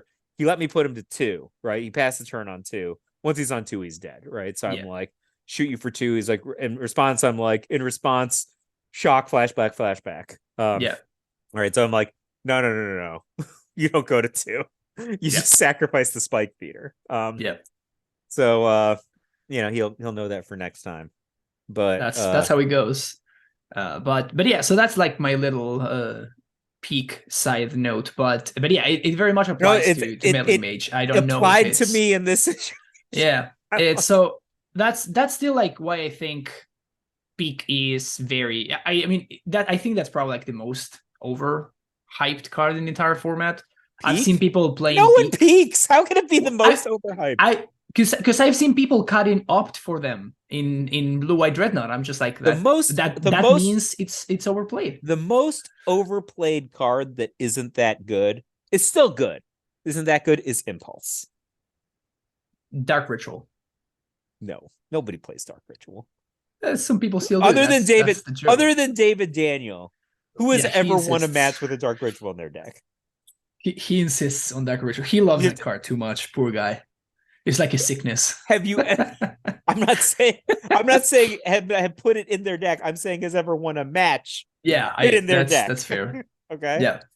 So, but yeah, so Tom's deck plays Portent instead, and he's playing Duresses, which are great, and he's just playing good cards Dark instead Ritual of playing in his black deck. Nope, only playing good cards. No Impulse in his deck. AK. This deck should have instead of 2 Factor Fiction. What if this deck had like 2 Intuition or 1 Intuition and a 2nd Deep? You could. I mean, you have AK, but Factor Fiction does a lot of work with Psychic Dog in particular. Yeah, right? then what are you doing playing Deep Analysis then? Like, you just pick a lane, I think. If you're going to go Deep Analysis, you go Deep Analysis because you can Intuition for it with the AKs. That's what I think. Yeah, and he just doesn't have him. Yeah, I mean, you can kind of go about it however you want, really. I think that one of Deep Analysis is probably fine. You could probably just play Factor Fiction. Deep Analysis is better when you're trying to like get more raw cards though. Like in a matchup like against the Rock, I'd rather have Deep Analysis than like Factor Fiction. Same thing against like Standstill. Just casting a draw 2 twice is so much better than just casting Factor Fiction once and then getting it countered. Oh, this deck also has 4 Gush? Hell yeah. Gush is insane with Psychic Dog. Well, yeah, it's 6 damage, but this like Deep Analysis, 2 Factor Fiction, 4 AK, 4 Gush. This is just nothing but wind. Yes, it's a lot of air, but like you also have a lot of beastness. Like he makes up for that by playing Snuff Out, for example. Like Snuff he makes Out up for that awesome. by attacking you one time with Psychic Dog and crossing his fingers. Exactly. No, but I like his version. The Baron Moors are also kind of nice. And the only thing I'm not a huge fan is the Eradicating the sideboard. Like I feel like that card is pretty. So you didn't like Eradicate when I put it in your black-white deck either. No, that's just because if I resolve it against you, you can't win. No, I think that if you have Eradicate, you probably beat me with anything else. Like the days of like Oath. Okay, so if he had Eradicate against me, no, any removal spell would have done it. Like so when he was playing against me, he only needed to connect once, right? If he had a removal spell. Fran, think about it like this. If you eradicate the Terravores, it's not just that you're killing the Terravores, right? Which obviously it's really good to not get killed by Terravores, right? So that's a big deal. You turn the Oaths off. I know, but like you can just smother. So the thing is, no, I need 4 smothers to do that. 1 Eradicate turns off all the Oaths. Well, so if you are triggering Oath, it's because you have a Psychic Dog in play, which means that you only need to attack once. No, you could just. What if you had just hard cast a Terravore? Like you don't have an Oath. You just remove it. You just remove it. Like what if I removed it with an Eradicate? I'm just saying it's a big game, man. You never played with Eradicate, dude. It's 4 mana. 4 mana is so much. It's so much, and it's also sorcery speed. So like it's basically using 1 full cyber slot specifically for Oath and nothing else. I heard a little birdie told me that Oathpauloosh was tier 1. It is tier 1, but I mean, it's not very good against Ball Lightning. But no, it's not. So that's what I'm saying. Like, so what I'm saying is, Smother is just as good against Oathpauloosh as Eradicate is. That's what I'm saying. Like, Eradicate is like maybe a little bit better. The difference is Smother you can also use against Blue-White Dreadnought, and like every other deck that has creatures in the format. Like, are you going to bring in Eradicate against goblins? Like, are you really doing No. that? Yeah, that's what I'm I saying. mean, So you guys are crazy with your like 1 and 2 engineered plagues. I was so happy I played 4 engineered plagues in your playable dead guy AL deck. I would not yes, have won if I had like an infest does not save me. Like I think well, people just don't play engineered plague correctly.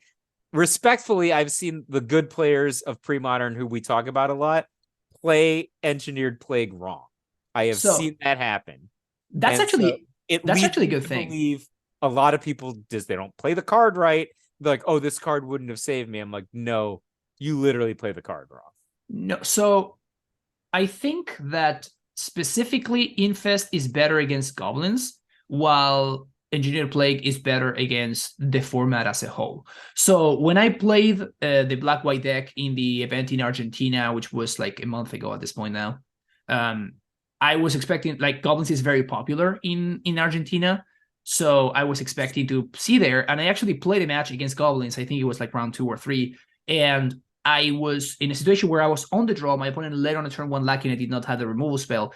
And then on turn 3, he tutored for uh, um, King. He tutored for Goblin King. So if I had spent turn 3 casting Engineer Play, I would have just lost. While instead I cast Infest, and I just obviously won very easily from there. Specifically the black white deck. I think the way I had it set up, I don't remember if I brought Sphere of Law when I played it in the Pro Tour. The black white deck in 2005. I didn't have Swords to Plowshares. I don't think it was legal. So but I had like 3 Sphere of Law. But speaking of Eradicate, part of my sideboard packaging against goblins back then was to bring in Cranial Extraction. Where I was just like, if I have Sphere of Law, I just use my removal spells to manage my life total so that Sphere of Law keeps me alive. And then like 1 or 2, when I just cast Cranial Extraction, I make it so my opponent can't win anymore. Or they'll like deck out or something. Right. Yeah, Like, well, and I think that's Eradicate is pretty similar to that. so the problem is that that format was probably a lot slower than pre-modern, right? Yeah, so the burn deck was one of the best decks. It does not have Fire Blast, right? So Yeah. it does. So I don't remember if it it's had Lightning Bolt even. it's just different formats. So like I don't think you can really compare them like heads up. Especially like even though the decks played similar cards, like it's Oh just in a different yeah. My context. deck just didn't have Swords to Plowshares, right? It Yeah, wasn't. So I had that's what I'm Smother and saying. Wrath of God, but not Swords to Plowshares. I think the card that you and Tom missed, but I think that's because you play a lot of Exalted Angels. But it might be right. That's the thing. I'm not sure about this, but in a lot of the formats where the cards that you're identifying in kind of like the Onslaught block white cluster, the Yeah. weakest card is Exalted Angel because it's just less durable than all the other stuff you're playing, right? Like Eternal Dragons are naturally card advantageous. Decrees are naturally card advantageous. Exalted Angel, man, if you start hitting somebody with it, you feel like a king. But remember, look at the top 8 of the Misty finals. Caleb hit his opponent like 4 times with an Exalted Angel with a Warmth and a Circle of Protection red in play and lost the game. Right? Yeah, Like, yeah. That match, I think Caleb was like too scared of like using Skeletal Scrying, so he was going for like a little bit of a slow death as opposed to like trying to pull ahead, and then ended up punishing him. but he got gear 2'd out, right? Like he's Yes, exactly, finite number of exactly. wins. He needed to So get he more was, material. yeah. That's that. I feel like that's what happened because he got to a point where he was like casting a Turtle Dragon every other turn, and but his opponent he just had the Curse Scroll going. So Tom's deck, this Psychotog deck this is basically a 12-12 deck with Psychotogs instead of 12-12s, right? Like that's yes. Yeah, I also like the fact that he's not playing like Underground Sea. So at least Underground River, you mean? Underground River, yeah. Yeah. So he like Wasteland is actually not that good against this deck. So I actually do like that part a lot. So but yeah, it's basically like a 12-12 deck with just more card advantage than a 12-12 deck, right? How long until we get to like Esper Oathpauloosh? So instead of the Oaths and the Terrorvores, we're just like 4 Vindicate, 4 Recoil. Right? Like that's my Thermokarst package. Woo! Recoil and Woof. Vindicate are the best. They are the best thermo cards you will ever cast, Fran. Like Dude, imagine recoil. a recoil. I mean, I'm gonna thermo cast your survival of the fittest. I would really like to Winter's Grasp your Terravore. Dude, recoil is definitely a banger. Like I'm a big fan of recoil. I think that this one in particular is pretty underplayed. Like we're talking about underplayed cards now. Like recoil, I think it's pretty good. What if you just played playable Dead Guy Ale, splash blue, 4 recoil, 4 vindicate as the basis? Start from there? Start from there. I mean, the whole point of PDGA is that the mana is good, right? Like it fixes Dead Guy L's actual biggest Yeah, problem. but So the black white doesn't have a natural good mana bridge. But actually, if you add blue, the mana doesn't get any worse. Would you just play an island? Does. No. Think about this. You play an island, right? Okay. Now, 4 of your I don't know how many planes you cut because you like Eternal Dragon, right? But you can just cut 4 swamps for Deltas. for polluted deltas. You probably don't lose that much action. Maybe you lose Dust Bowl action, right? In order to play the flooded strands, you have 9 sources of blue without ever actually having to commit to a second blue land. Who can destroy a basic island, Fran? Like, I mean, seriously. They can tap it, but I mean, you can recoil you on upkeep anyway, but it's fine. Yeah, okay. I mean, maybe. Imagine you were playing playable Dead Guy Ale, and your blue cards are recoil and factor fiction. The rest of your deck is the same. Would you like to factor fiction into an Eternal Dragon? How do you feel about that going into the down pile? How many planes? So the nice thing about PDJ is that you have 9 planes, so like you get paired against control and you just own them because you never run out of planes. So Yeah, like you probably need to go down to like 6 at most. No, what if you played 8 planes? Played 8 planes and you get your flooded strands out of the other parts of the mana base. There's like a lot of land. You cut Cave of Koilos then, which means that your black mana is now going to be a little bit more complicated. You could however you want to slice it, like you're just giving up way too much, I think. Dust Bowl is basically recoil for lands. There you go. We solved it. I already solved it all along. You could how about this? Ask Lanny about how good Dust Bowl is against Replenish. Did you see that? Did you see that match? You can't possibly imagine that the version that I'm saying that has recoil to add to the Vindicate is not 100 times better against Replenish. It's hilarious. Against Replenish. It's absolutely hilarious. Like you've got like some pretty thin cards in playable Dead Guy now, right? Like not really. Like what's the worst card in that deck? You're telling me you wouldn't trade in 2 of your Skeletal Scryings for Factor Fictions? Yeah, I mean that part, yes, but like I would not like mess with my entire mana base for that. It would not be that painful. I think you could go into 8 planes and be very happy. Also, like the good thing about this deck is that you are throwing so much stuff into the graveyard, so Skeletal Scrying is always live. Like UX equals like 5 or 6 very often. I've been Skeletal Scrying for years, Fran. I'm telling you, what if your first Skeletal Scrying was already fueled by a Factor Fiction? Instead of fighting, so here's the thing. Your Skeletal Scryings fight with each other, right? Like so like all your Skeletal Scryings get increasingly worse, right? Because they're competing for graveyard space. Factor Fiction's fueling Skeletal Scryings is actually pretty awesome. I don't disagree with that at all. It's just that the cost of doing that would be is 1 island. Right, but it's not the 1 island that bothers me, it's the fetch lands that bother me. The fetch lands are going to make your Skeletal Scrying so much better. That's true, and I know that David Daniels was playing like some fetch lands in and he wasn't even doing the things I'm saying. He wasn't even trying, right? No, he was just like playing them just to feel Skeletal Scrying. But your margins, like every fetch that you play to feel Skeletal Scrying is like 1 extra life that you have to pay for Skeletal Scrying. Yeah, but that doesn't matter in half the matchups, and B, even in the matchups that it does matter, you can. Like the card I've been complaining about all night is Exalted Angel. Like you just make your Exalted Angel work a little harder. Right, It's like but you it's can't do that okay. against the red deck, right? I mean, I Even goblins, like even like giving up a life against goblins seems like a huge I've cost. never lost a game to playable dead guy, or actually, I've never played playable dead guy ale against Sly, but I have played regular non-playable dead guy ale with Sly, and I've never lost a game that they didn't have circle protection red in play.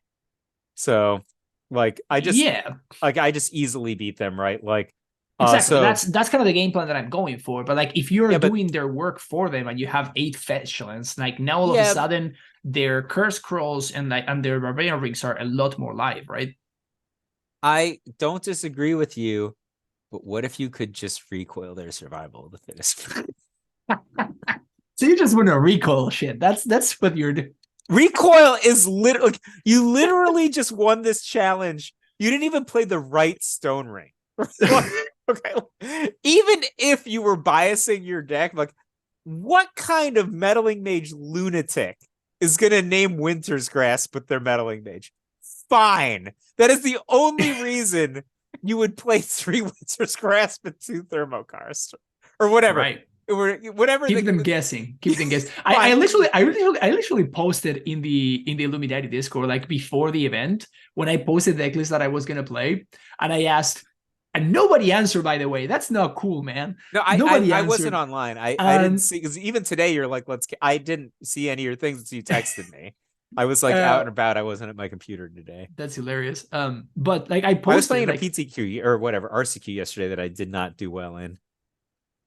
were you playing Burn? No, I played black. I played Roman made a black red control deck that it was really good. It was really good. I played really well. I didn't win any matches. Great, So those classic. things can actually happen.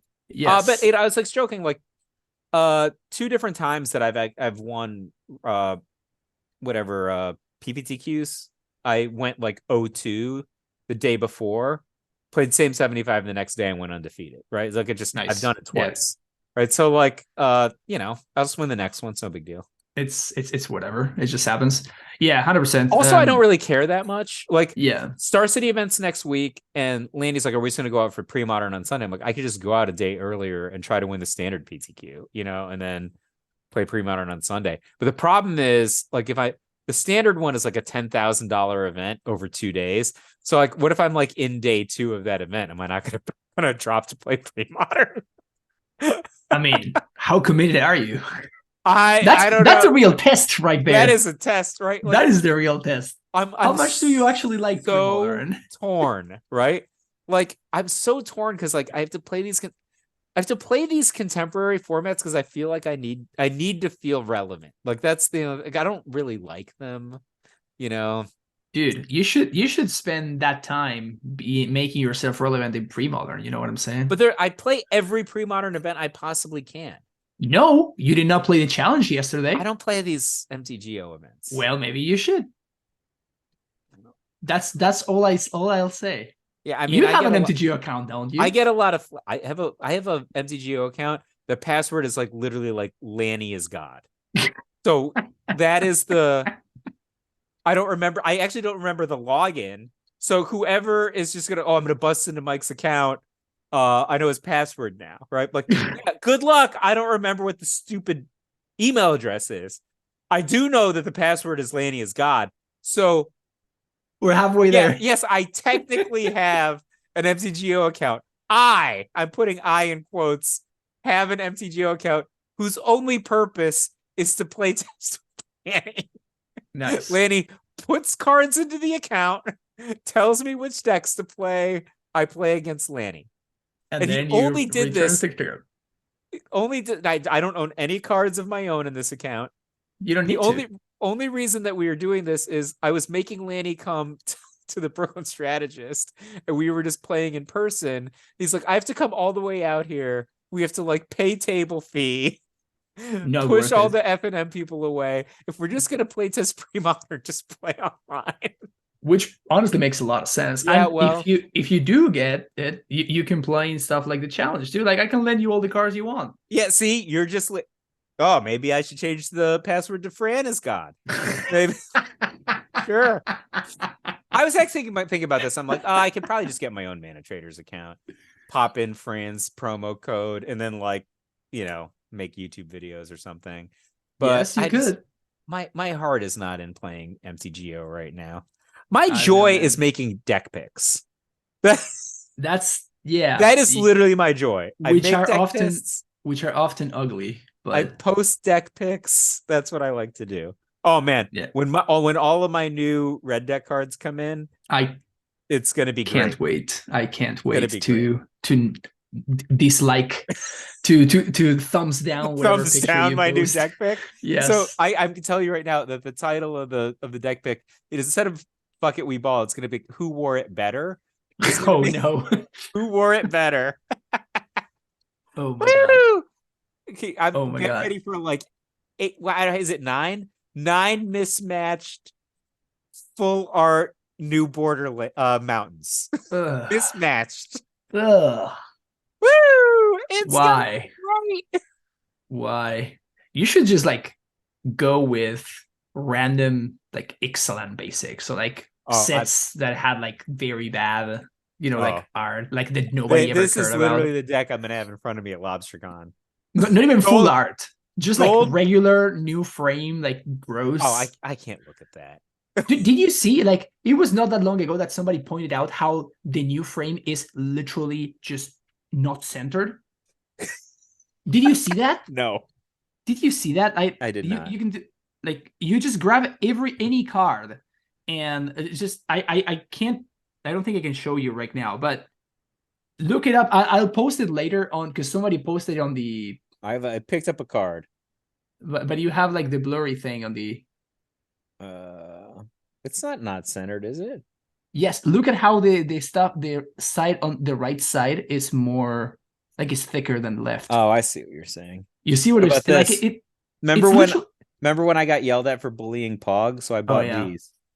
Oh wow, yeah, those. I'm sorry about that. That was a loaner this weekend. Yeah. So, did you like after I saw that? I'm like, yeah, this is just why would anybody ever want to do this? And like all of them are just off center. It's just so upsetting. Like nobody says anything about it. How is everybody can't okay just play with like this? random lands. I can't look at that. I can't. Well, but isn't your goal to tilt somebody? So you need to find, your goal is to like tilt somebody with a tilting yourself, meaning that have you seen the pyroblasts and red blasts that are going to be in my deck? I know, but like it's going to be awesome. So the problem with your, like, if you look at Phil's decks, they are entirely ugly. But they're all secret layer printings. I know, but you have like all ugly cards and then just like gorgeous basics. You have like a beta basic. You have like a fucking Arabian Nights basic. Like dude, like those are gorgeous. Like you're not committing to the bit. Like you have. I literally bit down on like the leather strap or whatever, and I bought the new bordered wooded foothills. But now I have like that's a step in the right direction. I need more wooded foothills because I need to play your new deck. I guess I could just move them out of my elves deck or whatever. For the night. You could. Yeah, but like now I'm in this zone where like I just can't keep my decks together. Because like there's like I know it's really annoying. There's like 4 oath decks that are all competing for the same core of cards. So like the Landstill deck has like random white bordered wraths right. Yep, right? Because Pog is like, all right, I want to play Landstill, but I put all the good cards into the black-white deck I was playing that night, right? So it's like, what is this? Landy Hoth also plays Wrath, and now that you can't have like I know. I have enough. No, including white borders, I can support like Landy Hoth and Landstill and stuff at the same time. But like when you get to like some of the premier rare cards, like I do have like a finite number of certain of the cards that I've over like Sylvan Library is a good example, right? I have a lot of Sylvan Libraries, but I don't really have Sylvan Libraries I want to look at. You're gonna need a lot of those, man. Yeah, well, apparently I need a lot now.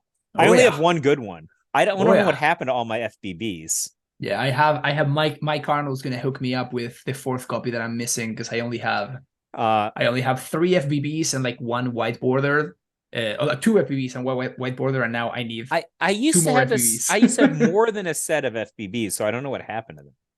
I don't know, man. You have too many cards. Yet not enough at the same time. I don't think I have 3 pyroclasms. What a paradigm! No, I don't think I have 3 pyroclasms. You're kidding me. Yeah, it's weird. Like which cards I don't have is totally weird. But like not even like New Border Pyroclasms? Like you've never played the card Pyroclasm? I think I only ever owned two. Like, I don't know. I just straight up don't think I have three Pyroclasms for your sideboard. That's weird, right? That's low key sad. That's not even weird. That's just Weird, sad, right? Like, when I made my elves deck, when I played in the $1,000 tournament Bearded last year, right? Like I was like, all right, here's my elves deck. Like but I posted the deck pick the day before. So Ashok, who was running the tournament, is like, you can't come into my tournament with that. And so he just like he old bordered all the cards that were new bordered in my deck and sold them to me when I walked into the tournament. Nice. Just like Premodern is an art gallery and you shat on the doorstep. Yeah, I know, right? So sorry. So what else is they're talking about? There's the rock deck. Is this mono black deck we're talking about? It's mono black control. Avatar of Woe. Yeah. Hypnox, which just do hard casted. Two Nether Spirits. Yeah. DQ of Pain is like one of my favorite cards of all time. Oh yeah, Decree of Pain, Decree of Justice. Those are the brothers. Yep. One Drain Life, one Haunting Echoes, one Mind Slip. This is how I would think I would want to build mono black control, but this can't be fast enough. Like this deck looks like it's going to get run over by red deck and goblins. I mean, I know that it beat goblins at least once throughout the event. It seems like a tough matchup to me. Yep. Dystopia got me good. Like the game that I lost against it, like Dystopia did some serious work. I was like, oh yeah, I get to land library onto my opponent plays Dystopia, and I'm just like, oh crap. Yeah, but what was a 1-for-1 then, right? Like he paid one life and then your library went away and then that was it, right? Yeah, I mean he paid twice, so that was like a double time walk too, which was kind of annoying. The problem is like it wasn't really double time walk because I just destroyed his lands, so it was not that much of a double time walk, but I could not deploy anything, right? So it was pretty funny. But yeah, who was the player on this was deck? Fun. Thorn of Wrath, I don't know them, but like we've been talking about because he was playing Dead Guy Ale, and I told him I think playable Dead Guy Ale is a lot better, so you should try that out. And then he ended up registering mono black for this event. Diabolic Tutor is the card that holds all this together. That card literally says, "Take off my fourth turn. What do you got?" Like, well, I think it does. But what this deck is hoping to do is that Diabolic Tutor is like a turn like 6 or 7 play, right? Instead of I think that's what it's hoping to be. You need to draw your cards in some kind of the right order in this deck. Yes. Or this deck seems fantastic against Dreadnought, though. You probably can't win. Innocent Blood? Woo! 4 Edicts, 2 Innocent Blood. 2 Smother? Yeah, like it's just way too much to with for the rest, right? Yeah, this plus for X in Arena. Absolutely great against Dreadnought. The Dreadnought Slayer. This deck. I mean, there's the Armageddon deck right now, so I have not played it. I have played against this kind of deck with Dreadnought before, but that was before we had the Armageddon deck. So maybe you just hold back a Swamp and an Innocent Blood. Right, but that is true. You can do that, but that would require like a little planning. You kind of can't win if you're doing that. You know what I'm saying? Because like you're trying to win because you're trying to win with corrupts. No, you need to have lands. No, you need to in have game lands. 1, I'm just gonna kill all your guys. You have 8 total threats. Yeah, game 1 is unwinnable. Like so you can't lose with this deck in game 1. Like probably. It's game 2 that I'm talking about. That's when the Armageddons come in. So this sideboard is Ibris bringing 2 more Innocent Bloods. You know what this deck needs is flip the Drain Lives and the Corrupts. You can't go heavy Corrupt. Add some Tainted Woods and play like Gaia's Blessing. Or then I think that covers some of your bases. That's not a bad idea, actually. Because like right now it's like too vulnerable to cards like Brain Freeze. I think Tainted Wood really makes your Cabal coffers worse though. Why would you play Avatar of Woe instead of Visara the Dreadful? Visara costs 2 less mana. No, because 10 Avatar of Woe counts creatures in all graveyards, not just yours. Yeah, but like 10 is a lot. 10 is a lot of creatures to kill from your opponent. Yes, I know. I imagine this is more of like a goblins thing, but yeah, I mean, I love me some Visara. You don't need to sell me on Visara is Visara. pretty easy to cast, right? You don't need to sell me on Visara. Also, the Hypnox is just like I think I would just play the honest Hypnox is just 11 mana is just so much mana. I mean, you've already got like so corrupt much mana.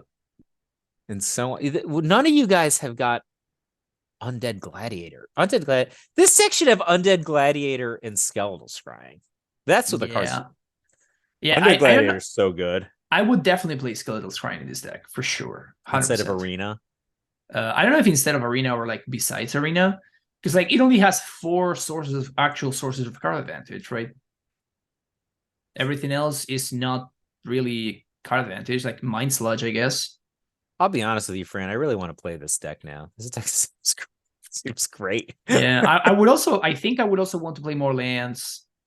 Like 24 is thin with no like equivalent of Eternal Dragon, right? You need like some kind of Eternal Dragon, or at least. Yes, I would play like 26 probably. You could play Tainted Pact. No, I don't think you can play Tainted Pact when you're playing 21 for swamps, right? You're gonna split them in 2. That's still 10. No, you just take it. You flip a swamp, you take it. just like 2 mana, draw a swamp. Yeah, it's Eternal Dragon. Oh my god! It's Eternal. Think about it. It's literally Eternal Dragon. Oh, what does Eternal Dragon do? 2 mana for a plains. This is 2 mana for a swamp. Sometimes you get a 7/7.